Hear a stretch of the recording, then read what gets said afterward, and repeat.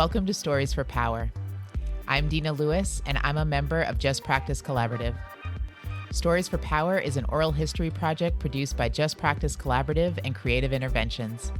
It explores the political lineage and historical experiments that gave way to this wave of transformative justice, community accountability, and prison abolition.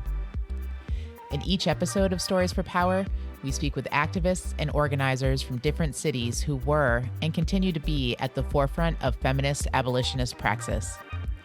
They talked about the bold experiments and interventions they were a part of in the early 2000s through 2010, and how their work informed abolitionist, transformative justice, and community accountability organizing today. Don't worry. If any terms or words have you confused, we will do our best to link to resources in the show notes, and you can always go back to listen to the special introduction episode for more context. We have a special episode today. We go back to the 1970s, 80s, and 90s to talk with some of the OGs of this work, Kalei Kanuha, Andrea Ritchie, and Mimi Kim.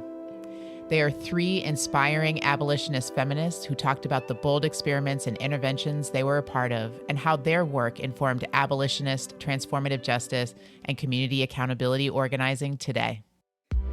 Have you facilitated a process using community accountability tools or strategies? We want to hear your stories.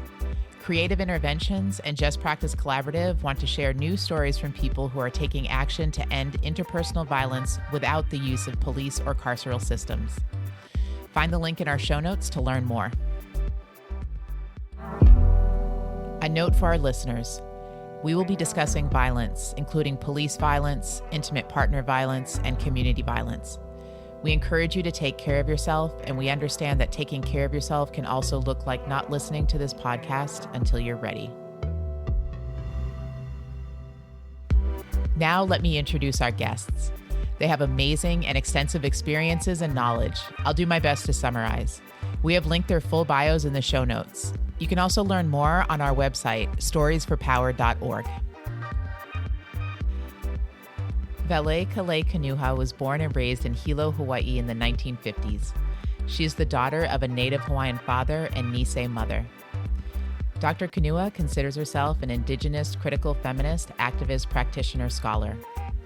For the past 46 years, her research and consulting have examined the impact of colonization, racism, heteronormativity, and white supremacy on gender violence in Hawaiian, Pacific Islander, LGBTQ, and BIPOC communities. Her current interests are focused on alternative justice interventions from an abolitionist standpoint. Kalei is a founding member of INCITE, a network of radical feminists of color organizing to end state violence and violence in our homes and communities. She currently serves on the board of directors for the Joyful Heart Foundation and API Chaya. She is also on the advisory committee for the Spirit Aligned Leadership Program, honoring Native and Indigenous women elders in the U.S. and Canada. Dr. Kanuha is a teaching professor and director of the MSW program at the University of Washington School of Social Work. I'm Kalei Kanuha, and I'm old. And so I think I represent the long view. That's how I talk about my work now, is that in 2025, it'll be 50 years since I began this work in the movement, which was in 1975. And so I spend my time now just going back and forth between those early years, and they were early. And for those who don't really remember the roots, particularly about domestic violence organizing, I situate myself in my history and that history, and the ways that I've learned and changed and grown to being so embedded, immersed in the notion of abolition feminism. And I also consider myself an indigenous, critical feminist in terms of my work and my commitments is really to my indigenous community, which is Kanaka Uivi or Native Hawaiians. I do want to say that there's a lot of, I would say, historical context that really inform my trajectory in terms of my own activism. Because I started in the early 1970s, one of the things that's really important to me is I began this work in Minnesota. For those folks who don't know about Minnesota, it really was the roots of the early battered women's movement, the domestic violence movement was there in Minnesota. So many great, great activists. So the story that I tell is in 1975, I had literally just finished my MSW 2 weeks before, and I got a job at a community health center in South Minneapolis.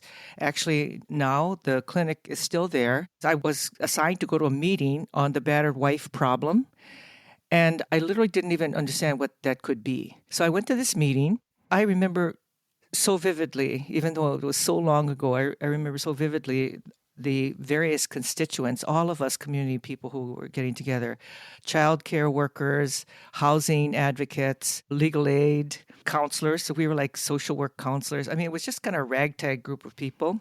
I didn't know anybody there, and I've come, of course, to know almost everyone quite closely. And we kind of were talking about this problem of women, mainly wives, being abused by their husbands. And everybody was talking about the ways in which they were seeing this as more than just a case here and a case there.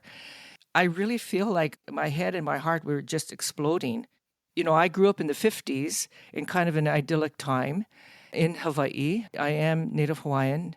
So this was the beginning, and I would say it was a very nascent, but it was really the beginning of a more organized battered women's movement in Minnesota. I'll just say that I was part of this early group, again, Ellen Pence, who actually got a free house so we could actually set up the Harriet Tubman shelter in South Minneapolis. We helped literally put up sheetrock for women's advocates, which is considered the first dedicated battered women's shelter in the United States. And then as I started to work much more with survivors, none of them wanted their partners really to be arrested. What was our mantra? We just want the violence to stop. We don't necessarily want to throw people in prison or jail or have them taken away or have our children taken away.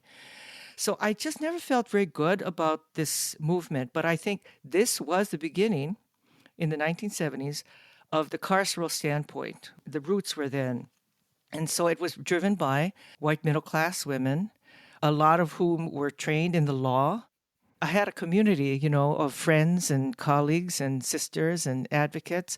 I felt so alive, and I felt like I had come to a place that really spoke to the values.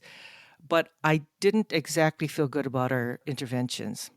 So I think over the years, you know, I've just come to understand that those things that we set in motion back in the 70s were driven really by a carceral notion, a carceral standpoint, by white racism and white privilege and the white influence of feminism at the time. And then the other thing I want to say is that I've now come to know that as a Native Hawaiian growing up in the colonial location of Hawaii, I never felt good about how we were treated in my homeland either. And I never made the connection between a carceral response and colonialism.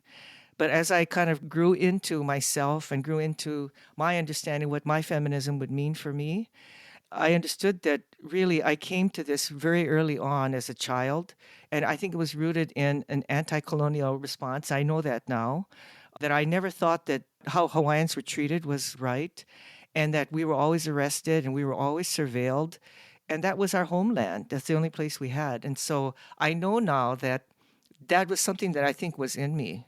That's why I was really interested in the battered women's movement. But now I've come back to my whole self, which is a more abolitionist stance.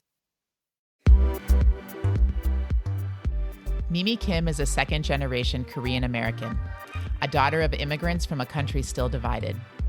She's a co-founder of INCITE and a co-founder of Creative Interventions, one of the partner organizations of this relaunch of STOP, Stories for Power. She has lived in many of the cities featured in this podcast series. Born in Seattle, politically raised in Chicago, a longtime Oakland person, and now living in Los Angeles. Hi, this is Mimi. I take myself back to the late 1980s when I think about my entry into this work, this movement, or these movements. And that's when I started being more conscious as a woman of color, as a woman of color feminist, and really starting my work collectively and in solidarity with other women of color. I would say that that started when I was in Madison in a kind of a more organized way, when we formed a women of color group that took over Take Back the Night that year. Take Back the Night had been very much run by white women. Previous to that, many of us had been part of different Take Back the Night marches. For me, it was in the Midwest, in Minneapolis. I still have my T-shirt from that time. And then later when I moved to Madison, but I had not ever been or dreamed of being part of that organizing until I went there and really linked together with people, some of whom I'm actually still in connection with today. We decided to really occupy that space, claim it as our own, had all those experiences of resistance by white women, feelings of exclusion, tears, and so on, but we held strong. And it was really a formative experience for me. I mean, one, I think to think really, really more in a centered way about my own experiences, the experiences of Korean women, the experiences of women of color, the experiences of violence, and not making that a side issue, but really a central issue, and seeing how much it had impacted my own life and the lives of the women that I was connecting to then, the lives of women in my past, and obviously in my future. So that was a really crystallizing moment, I think, for me. Later on, I went and I really, really did actually want to work in the anti-violence movement after that. I moved to Chicago. This is the late 1980s, and there wasn't a space for me. I applied for a lot of different jobs, and there were actually no Asian American women in the whole state of Illinois that were working in domestic violence or sexual assault. So I think that we weren't seen as part of the movement. It was every organization at that time was run by white women. And the reason I did get a job was because that was a time which a lot of Southeast Asians were coming into the United States as refugees. And it was understood very much in the public media that so many women and girls had the experience of sexual assault. And because of that, one of the programs in Chicago decided to start a special initiative around addressing violence among refugee communities. And that's how I ended up getting a job as the coordinator of that program. And that started really my work and my passion as somebody that was an anti-violence activist, a feminist activist and advocate, and somebody who really was fighting to bring women of color and communities of color into a movement that was very, very strongly run by white women still at that time. During that time, I think I started an organization that's still around today, Can Win, Korean American Women in Need. We joined together with other sort of emerging organizations that were run specifically by women of color within communities of color. And I think that that started my connection to other people that were part of INCITE, Beth Ritchie being one of them, who came by as kind of a leader among women of color and somebody that we were very, very excited to see. I think everybody fell in love with her in all the different ways that people fall in love with Beth Ritchie. So I have to credit her as being an early mentor and a leader for me. Creative Interventions, of course, is sometime after that's 2004, and I have a lot of other experiences in between and after, but that marked the beginning for me. Andrea Ritchie is a Black lesbian immigrant survivor who has been documenting, organizing, advocating, litigating, and agitating around policing and criminalization of Black women, girls, trans, and gender nonconforming people for the past 3 decades. She has been actively engaged in anti-violence, labor, and LGBTQ organizing, and in movements against state violence and for racial, reproductive, economic, environmental, and gender justice in the U.S., Canada, and internationally since the 1980s. Andrea is the author of Invisible No More: Police Violence Against Black Women and Women of Color, and co-author of No More Police: A Case for Abolition. She co-founded Interrupting Criminalization and the In Our Names Network. She also led INCITE's work on law enforcement violence. Hi, Deana. I'm Andrea Ritchie.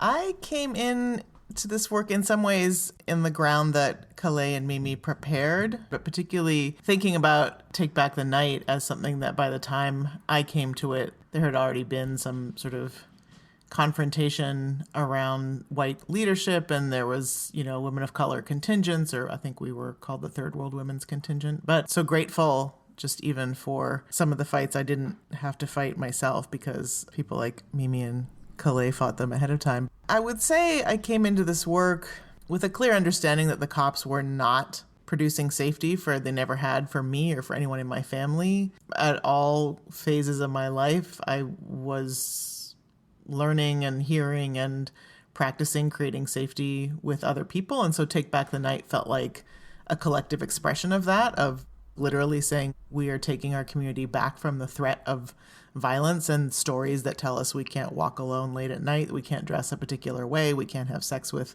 too many people or be too obvious about it or enjoy it, or the sort of basic principles there. But very much from a place of, in college, thinking about how conversations about sexual assault and violence played out.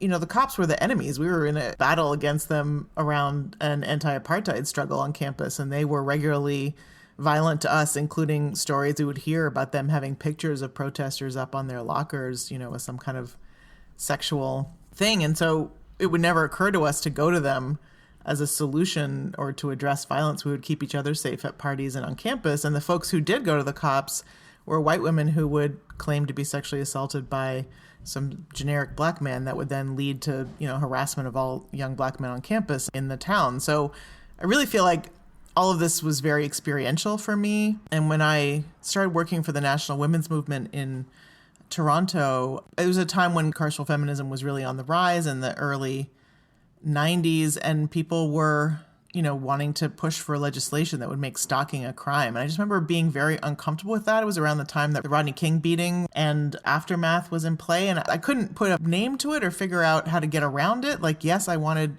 violence to stop, but turning to the state to do it felt very counterintuitive as we were organizing against state violence. And then at some point, I became part of an advisory committee to the city of Toronto on police responses to sexual assault. And of course, as we were doing community listening sessions and interviews, we were hearing about police perpetrating sexual assault, which certainly had been my experience, but I thought that was maybe just an isolated thing that was just about me or that particular moment in time. And figuring out that absolutely not, that was a common practice of policing, really was eye-opening. So for me at that point, it became about documenting the reasons why we couldn't rely on the state to address violence and why carceral feminism was not the answer and why we needed something else. But it wasn't until, Angela Davis came to Toronto on March 21st, 1999, and laid out the case for abolition. I just remember being like, oh, we can do that? We can actually kind of have a politic that's organized around us creating safety for ourselves and not turning to a violent state? Oh, okay, great. Sign me up. That was kind of the beginning. And then I came to New York and fortunately stumbled in and was invited into conversations that INCITE was hosting and facilitating. And so I remember my first meeting at Sista to Sista. I think that's the day we met, Mimi, in 2002, where there was a bunch of people talking about all the ways that people responded to violence in community without policing. And it was just a brainstorm of that. That was kind of the beginning of being part of documenting and kind of connecting folks engaged in non-police responses to violence. I appreciate all of the connections you're making here. What were some of the other contexts in your cities or communities that helped kick off your different projects? I've lived in different cities over the past decades. My early beginning was in Chicago. Chicago is a really important place, I think, for the development of abolition and abolitionist feminism. So I think it's no surprise that I would have learned so much during that time.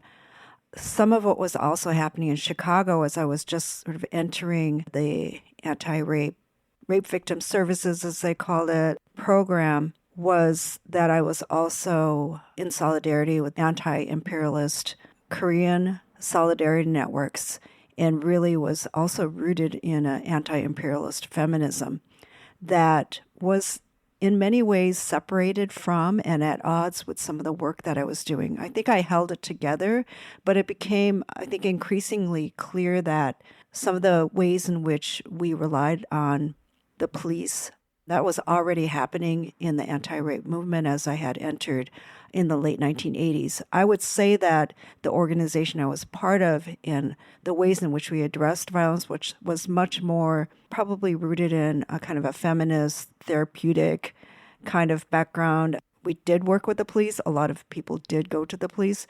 We weren't explicitly anti-police at that time, but we certainly did not formulate strong ties with policing and knew that so many people that were survivors of sexual violence did not go to the police, nor would we in any way urge them to do so. We did not see it as a strategy that was helpful in so many cases and was harmful in so many more. But we were also in a position where if somebody chose to do that, we were also not going to tell them not to. I think this is not unlike positions a lot of us hold today.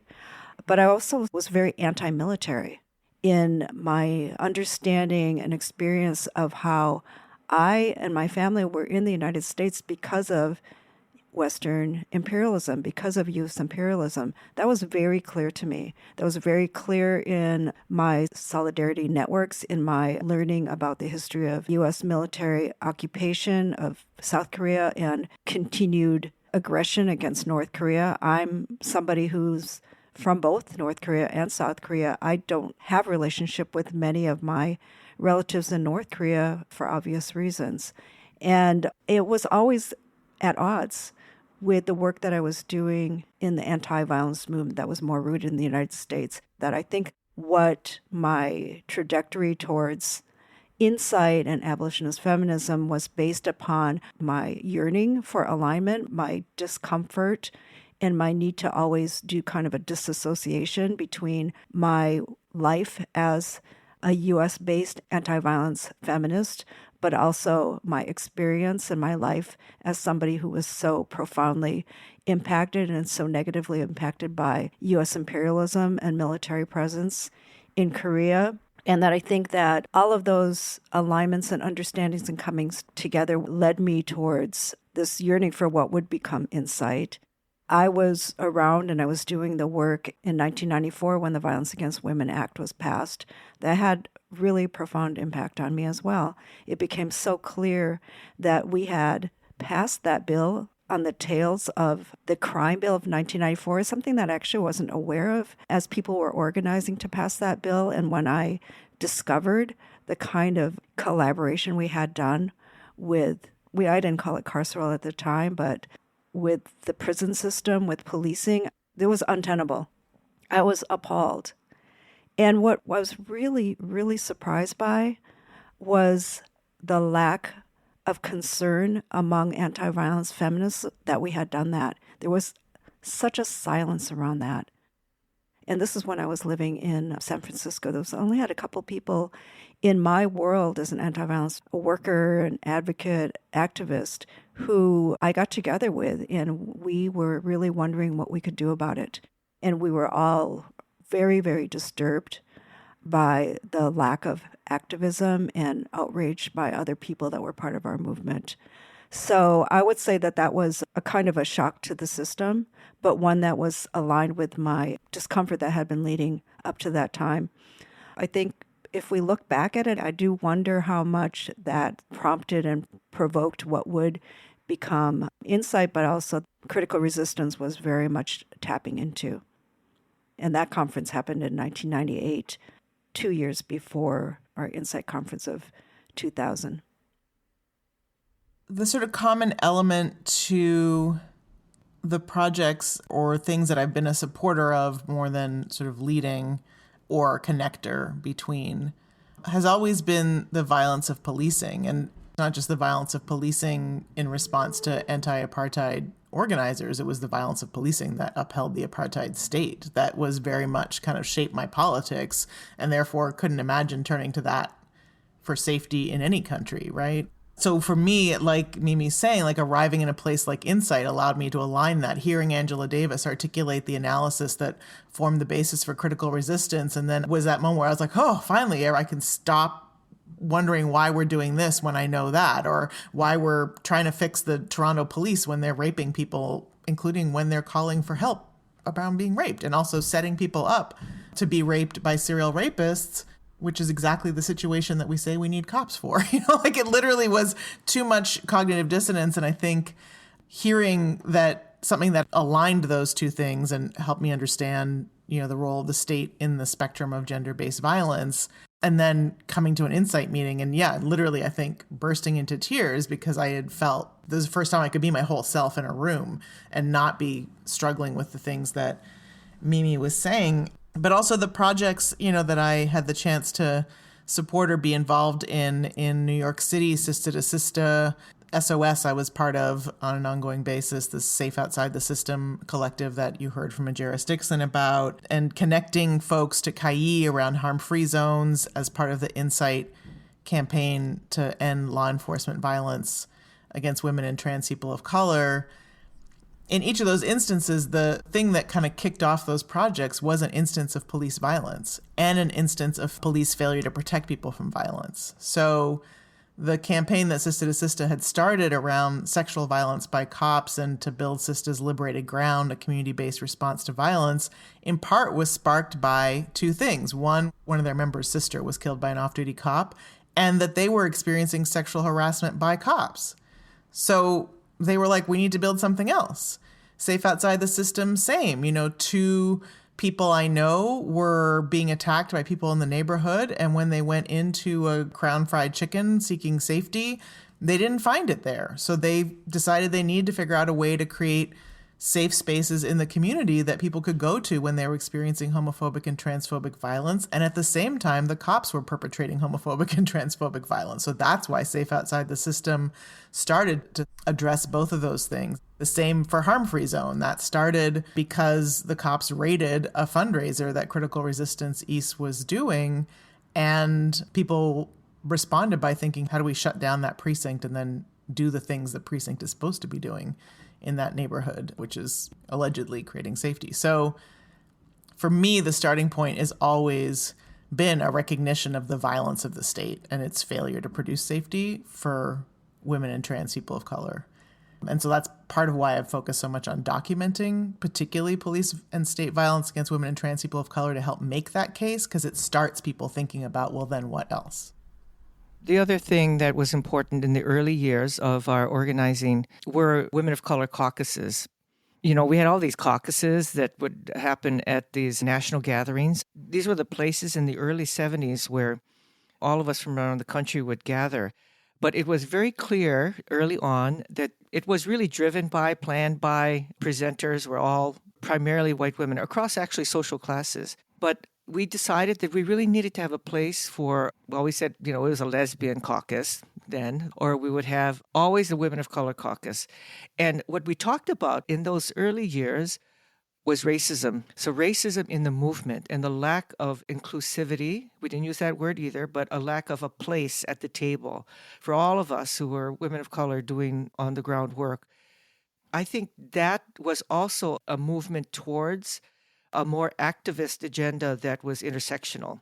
That has been maintained over time. When I think, Mimi, about the early roots of INCITE, it probably was in those caucuses, and subgroups and these ways that especially women of color, lesbians, survivors. Think that survivors had to have their own caucus because there was no voice, actually. At a point in time, the movement became so professionalized that there wasn't even a voice and a care for the safety and the integrity and the lived experience of survivors.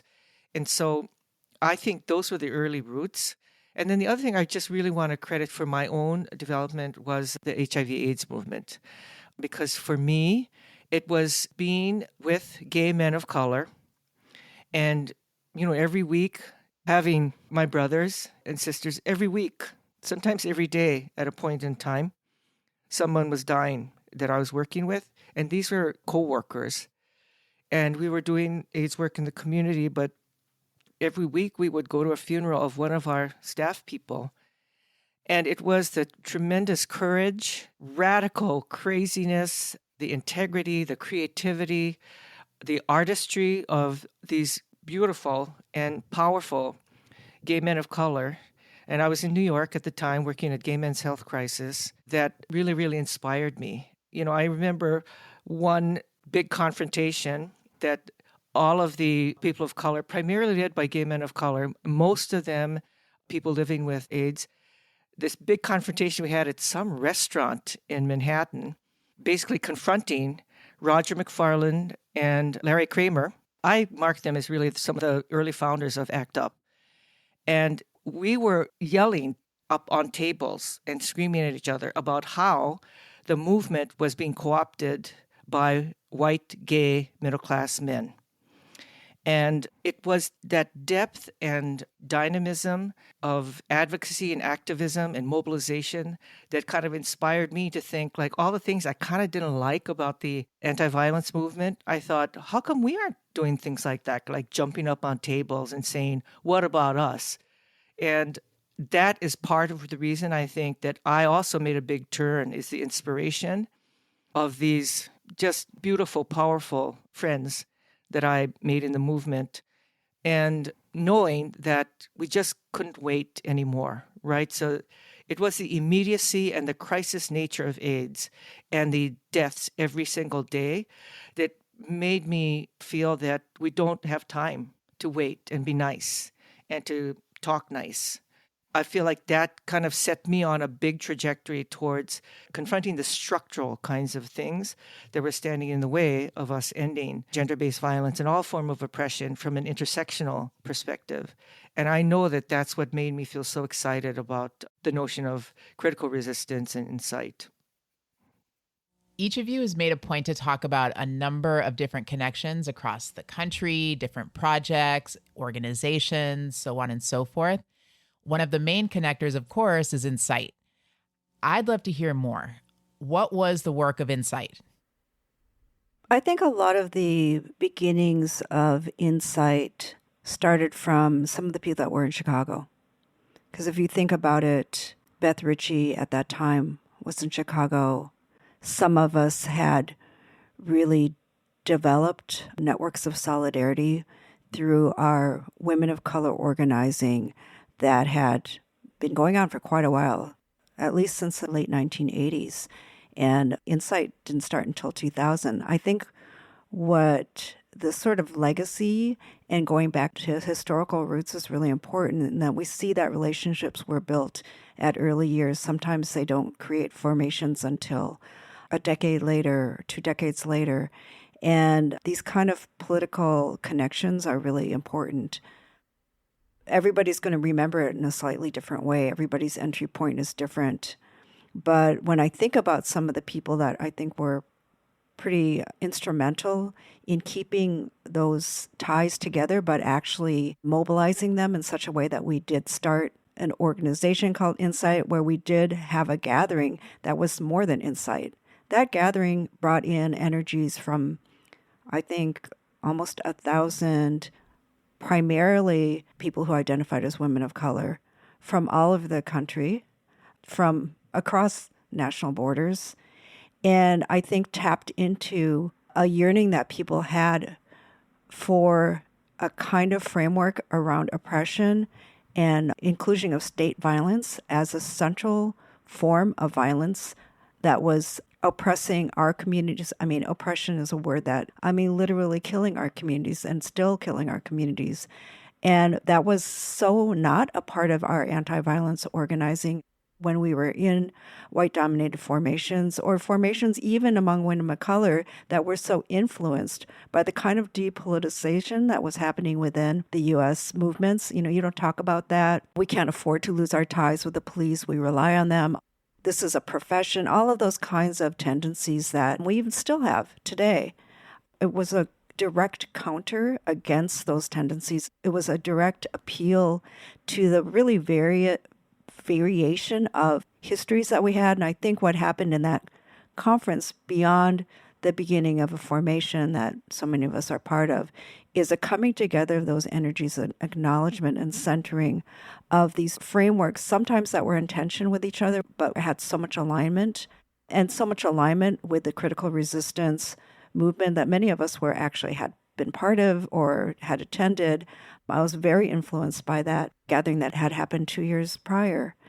And what I really also remember so much about it is that it was not this, well, we're going to have a panel that has a Black person, an Asian person, a Native American person, and a Latina. That was so much the kind of ways in which, the sort of multicultural inclusion, diversity model of the United States has produced we had people that were representing across Palestine. You just couldn't define sort of the racial categories in the same way we had been used to. It was incredibly powerful. I think the bringing together of different experiences and issues across the different ways in which people had experienced colonization, imperial violence, occupation, and so on, was so palpable across all of the different sessions and in the keynotes that I think so many of us knew something was different. And not only something was different, but something would always be different because of that. It wasn't something that was just among 15 people in a room, or you getting together after another conference that you were so disappointed with that and you were going to have something on the side. This was something that was front and centered, that involved hundreds of people, the ones that could even make it. We had to turn people away. That reached 1,000 people, that turned into the next conference that was in Chicago and the next one that was in New Orleans, and continued, and there was still a hunger for that. I think that the impact of that, yes, we call it INCITE. The organization of INCITE has been important, but I think it's the influence of what INCITE represented that is really profound and goes beyond.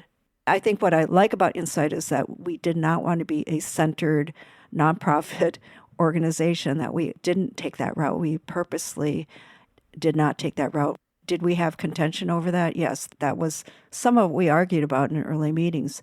But we wanted something different, and we wanted something that wasn't going to get entrapped into the kind of industrial complex that so many of us had been part of.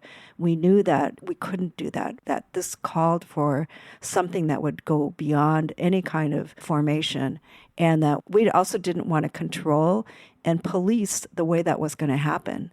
And I think that's part of what has allowed this to be a force that has mobilized so many people, whether they came to a conference or not. They might have heard about INCITE through a poster. At that time, we didn't have webinars, through a meeting, through a conference, through a gathering, through a chapter. I think there were so many ways in which people felt moved by, touched by, and really a part of what INCITE was and had become. The beginning for me of my involvement in INCITE was going to that conference and doing a couple of presentations. And then a group of us were invited to stay after the conference and meet, and we did for 2 days. I would say INCITE changed my life forever. I had many different change moments, but INCITE and that first conference and that first meeting changed every way that I think. It was just inspiring and loving and really wonderful. And you know what? There was a lot of tension. We had a lot of fights and a lot of arguments, but all towards a cause that I believed in. I don't consider INCITE an organization. I always thought of it as a promise, an organizing force, an organizing set of potentials. It had, to me, more to do with the values and principles and the practices that we could envision for ourselves in terms of activism. Not only, I think, was there a lot of pushback about there being kind of an organizational structure, I think we actively avoided it because we really wanted this to be a structure, an idea, a notion, a set of promises, a world that we could envision that was local and global. The thing that I loved about INCITE was that anybody could do INCITE, anybody could be INCITE. That was the excitement about a world that we could envision to be different than the kinds of carceral responses that most of us had gotten tired of and angry about. I really appreciate the piece that Kalei just said about it being a promise or a politic and a network and a practice, all of those things. And that all of those things were incredibly inspiring to me, who at that point, by the time INCITE's conference had happened, I had been documenting police violence against Black women and queer people for 2 or 3 years and didn't know of anybody else who was doing it and thought that was very odd, like that some random chick from Toronto would be doing that. And so when I saw the call for the conference in 2000, where the violence of policing against women of color was on the agenda, It was a promise. It was a promise that we could talk about both of those things, that there could be a politic that could hold all of the things I cared about and think about how to address them all simultaneously and their interrelationships, and do that in a translocal way, in a networked way, and a transnational way. And also as someone who was coming from Canada with connections to the global South and had been involved in the anti-apartheid movement, I was like, oh, thank God, it's not like every other American organization. I just moved to the US and was like, these people don't look beyond their borders ever. Like, they don't watch the news. And obviously I'm throwing a very broad strokes over a very heterogeneous population, many of whom do pay attention to global struggle and solidarity. But I didn't make it to that first conference, and so I made it my business to get to the second one to present a workshop on police violence against Black women and women of color with my sister from Toronto. And remember Beth and others being in the room and being like, this is the work that we're doing. Come on in. And, that's also not a common thing. Like, how am I all of a sudden still the same random chick from Toronto on a phone with Beth Ritchie talking about what a project could look like that would flesh out what police violence looks like when it's experienced by women and queer people of color, and how do we integrate that as part of this larger struggle against gender-based violence? It was amazing. INCITE was, to my knowledge, the first formation since the civil rights movement to create a national conversation about law enforcement violence against women and trans people of color, and to create a toolkit around it that brought together and networked all the work that was happening invisibly around the country that wasn't even visible to each other, and to be able to have people be in a conversation together translocally about what that looked like in different communities, and why that also required us to build community-based responses to violence that didn't involve the police. And I feel like that was one of those things that you do that you just don't know what you're tilling the soil for. You don't know what you're sowing seeds for. You don't know how 10 years later there's going to be Say Her Name. 15 years later there's going to be a movement that really is picking up what was laid down at that moment. I think the metaphor about sowing seeds and letting them grow is so beautiful. So now, along the same lines, what are some success stories that stick out to you? Well, I would say Mimi and I have just recently been talking about this, that we can't exactly remember the actual dates that we started this, but it was growing out of the notion of community accountability. Wherever I went, if I was at a meeting or a conference, I would basically say, does anybody have a story to tell about a time that you intervened in a situation of sexual assault or domestic violence where you didn't actually go to a shelter or you didn't call the police? I just wanted to know what people did. So it was actually genuine curiosity about all the different strategies. And the kinds of stories that people told were not only moving and inspiring, they were a little scary. And then I also got a fellowship, so I went to Alaska and then also met with Aboriginal groups in Australia. And I did the same thing. I just said, can you tell us stories about what you all did when you're in the Yukon? And you can't exactly call the police. What do people do? So I heard so many, again, inspiring stories about what families and communities and groups of elders would do to address gender violence in their communities. And again, some of them were a little scary, but it was really like, this is what we would do in our community. This is what we believe is the right solution. And some of them were right solutions for them and those families and those communities and the context and the historical context in which they were living and surviving. But all of it was, can we just document that people do a lot of things? Because part of, I think, the assumption in the industrialization of our work is that nobody does anything. They don't even call the police. They don't even go to shelters. Instead of saying everybody does something before or instead of. And so it was this kind of disempowering notion of how everyday people try to address this problem. And so I was very inspired by that. I went back home to Hawaii after living in America for almost 25 years. I went back home.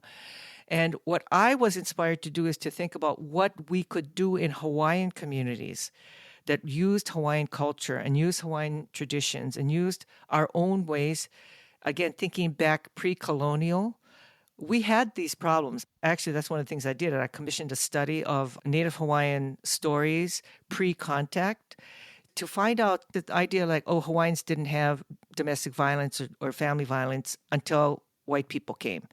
And I kind of thought, like, is that really possible that it never happened at all? And of course, it did happen, but it was what was done to resolve those problems because there wasn't a police state. You don't call the police or sheriff or anything like that. So it was in the context of that I started to understand that maybe there are some things that people are already doing in Hawaiian communities instead of calling the police, because we know that the police are not our friends. But the other thing is, were there things that people were doing that reflected old Hawaiian traditions, cultural traditions? That was very hard to uncover. So I worked with a local domestic violence program for about 2 years to kind of just see, could we do something that incorporated Hawaiian values and traditions and practices? So basically the short story is we took 2 years. We had Hawaiian elders who worked with us. So we ended up doing a Hawaiian cultural intervention that was in the carceral model. So Hawaiian men who are court mandated to a batterer intervention program. To me, I consider this mainly a success of the heart and the spirit, because there were many, many problems designing and actually carrying out this intervention.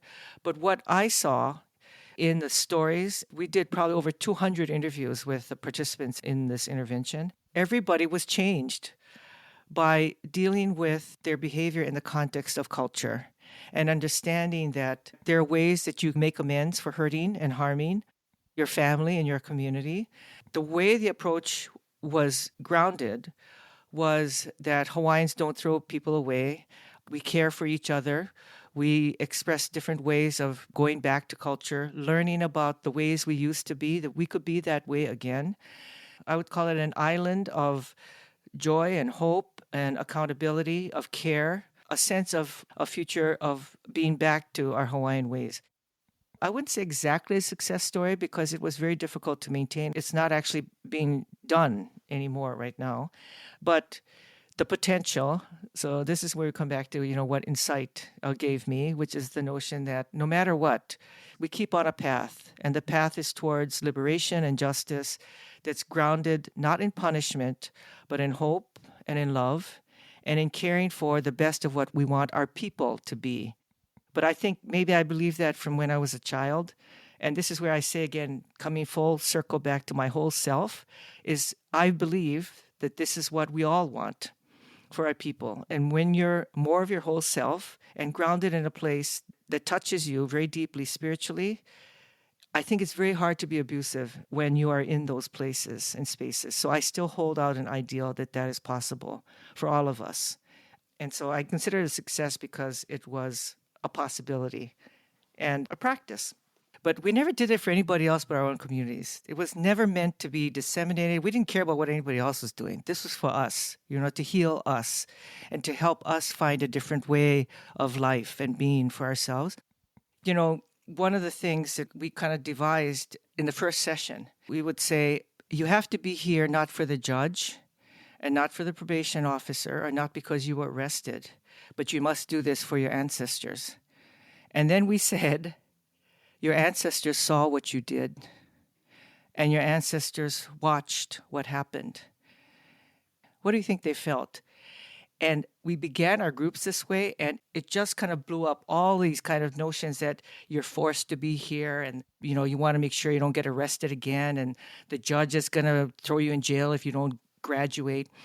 And this was the beginning of this transformation of a community of care and accountability to yourself in relationship to your history and your culture. And when we would start that way, instead of, anybody who's done groups with those who harm know that it's very difficult to start because there's just so much defensiveness. But that defensiveness is built in by the system and the carceral coercive system that is intended to punish you. And everybody's surprised that there's defensiveness. But what else is there going to be? And so one of the things when we started that way, all the participants, the first thing they would do is they'd put their head down. Half of them would start crying. And they would say, my ancestors were ashamed. They expected more of me. They're sad. They cried for my partner that I hurt. They cried for me. They thought about my family and what my family would have thought and think now about me that I did this. It was totally like they kind of forgot that they were there because the judge told them to be there. And that became the guiding force for their participation, is that they're here for their relatives and they're here for their future, all the children who will come after them. And that was this whole notion that nobody cared anymore about the probation officers or the judge or anybody else. What they cared about is what was going to happen with their families every day that they left those groups and their communities after they were all done. And it wasn't that idealistic. Some actually reoffended during the groups, but it was the way they engaged. It's about relationship. So not only for those who are in situations of harm, but all of us, we sustained this work. And people say, 50 years, how could you do that terrible work? And I said, because of my relationships, because of Andrea and Mimi and Beth and so many hundreds of us who have been here for the long haul. And that's because we all, I think, have this notion of hope and belief. And we actually have a little rage in us, too. You got to have a little bit of that, too, right?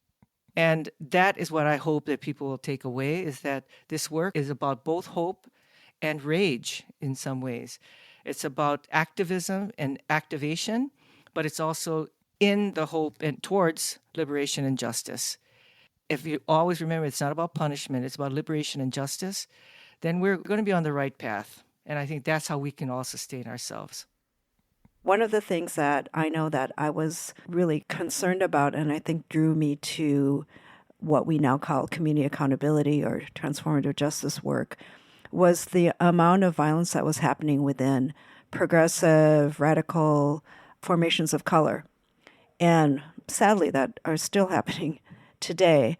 And the poor way in which we're addressing it, either by doing the same things everybody does, like ignoring it, pretending it's not happening, victim blaming, saying that that's not important because we have more important political work to do, covering for people who were abusive because they are powerful or are seen as important in our movements, all the things that sadly, again, we see today. But some of us got together a little bit undercover because I think a lot of us were dealing with situations of violence that were happening in organizations. It wasn't something we wanted to put out publicly, and we didn't have the kind of social media ways in which we could disseminate information the same way we do now. And people were really concerned. People were really struggling to think about how to address things that were interpersonal harms, domestic violence, sexual violence, to figure out how to do that without destroying the organization, without calling the police, without just doing nothing, which was really a lot of what was happening. So that was the early start of actually some of my connections with people like Elisa Bieria, who was one of the people that had already been doing this work in CARA in Seattle. I mean, they started in 1999. And so we had a gathering and pulled together some people over a couple of days in 2004. And we came up with some earlier documentation, I think, of some of the frameworks that informed and were already informed by the anti-policing work we were doing, that CARA had been doing, to see how we could really, I think we called it making demands of the movement at the time, but really documenting and calling out our movement for being so really patriarchal in our handling of gender-based violence, and that includes violence that would happen against male-identified people. I had to kind of dig it up. It's still available on the INCITE website to look at even what we had called it, which was community accountability within the people of color progressive movement. And I think for me was some of the early work of looking to see if we could think of frameworks and models. I love documentation and I love a toolkit. So I know that it was informing some of the work that we would develop a little bit more in creative interventions, which I and some other people started in 2004 in the Bay Area. We wanted to have a space where people could talk a little bit more freely about things that had happened in organizational settings that they might not have otherwise wanted to share. It was a very confidential space, and I think we came up with some important lessons. So I would call that, for me, was an early success. So much of what Mimi and Kalei have named is the success for me, which is that people are thinking about these and practicing ways of being in relationship that not only intervene in violence or promote healing and accountability afterwards, but prevent it and are about shifting the way we are with ourselves and each other. And so each of the kind of practices or iterations of projects that attempted to do that were successes, whether it was Sister to Sister or Safe Outside the System or Harm-Free Zones, which there were many iterations over time in many different geographic locations. I also want to name the Storytelling and Organizing Project version 1 as a success story, because we would do workshops and play them the stories that were gathered, and it would just open up people's ideas. And this 5,000 page toolkit that people turn to today that Creative Interventions put out, Fumbling Towards Repair, Creative Interventions Workbook, all the tools that help people find their way to what that is for themselves, I think are success stories. And also just relationships. I've been in relationship with most of the people on this call through INCITE or other processes of thinking through responses to violence without violence for over 20 years in different formations. But you're always the first people I call when I have a question or I'm trying to figure something out, or when there's an uprising and people are saying, well, we really need to move towards abolition and build community-based safety strategies now. I'm in a work relationship with all of you around helping shape what that looks like. And I think there were times when I would just have a regular monthly call with Jairus Dixon of Safe Outside the System, Morgan Basakis of Community United Against Violence in the Bay Area, that was an organization working to build safety for queer and trans people beyond policing, and Shira from Young Women's Empowerment Project. And we would just talk about things that were coming up in the organizations and organizing we were part of and how we would address it in ways that aligned with our values and our vision and the promise of INCITE's politics and CR's politics. And those relationships continue. I still get stumped by something and still call one or all of you on the phone. And so I think those relationships and what I'm coming to understand as communities of practice and the networks that those build and the relationships between those networks are, I think, what really can help us shift towards new ways of being in the way that Kalei described. And so for me, that's the success story, is the fabric we've been weaving, the soil we've been tilling, the seeds we've been sowing, the relationships we've been building, and the communities of practice that we've been strengthening, and then the ways in which that is able to shift things in the world. Can I say one more success story, which I think is the CR INCITE statement, the Critical Resistance INCITE statement on gender violence in the prison industrial complex?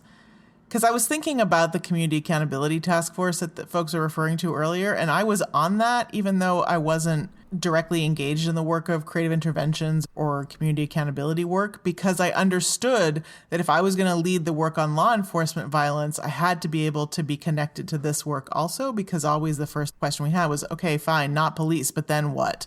I had to be able to point people to work that folks were already doing, and in the process learned about it and learned about my role in practicing that myself in my life. But I think it's produced what we now see in the movement to defund and abolish police, is that people understand that their responsibility is not just to challenge the violence of the state, but to practice the world we want and to manifest the ways that we believe that violence can be reduced and ultimately ended. And I remember in 2005 during Katrina, it was kind of a watershed moment because Critical Resistance and INCITE had to figure out how to put that statement in practice, because Critical Resistance was saying, let everybody out of the prisons and jails that the state left people to drown in the hurricane because it's unjust for them to be there, and we should use this as an opportunity to massively decarcerate. And INCITE was like, yes, and what's the safety plan for folks who those folks may have harmed? How do we catch the people who did harm and the people who were harmed by the people who were incarcerated and make sure that everyone is in a different process than the one from the state? And so I see that now in movements to defund and divest from policing, the responsibility to think about what it is that we're investing in that's going to reduce gender-based and other forms of violence, that those two things go hand in hand. And so that's why many of us are engaged in that work in this current context now, because the success of marrying those two things or helping people understand those two things are inseparable. They're the same struggle. Yeah, this is really important information that not a lot of people have access to. So thinking about that, what do you want organizers who are coming into this work to know? Well, I would say a couple things. One is know your history. So part of it is situating something that seems new on something that's maybe a reconceptualization of something that was old.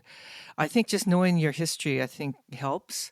Part of this, I think, is a cultural thing for me, is knowing your elders and respecting the work of your elders in the context in which they worked and honoring them, I think, is really important.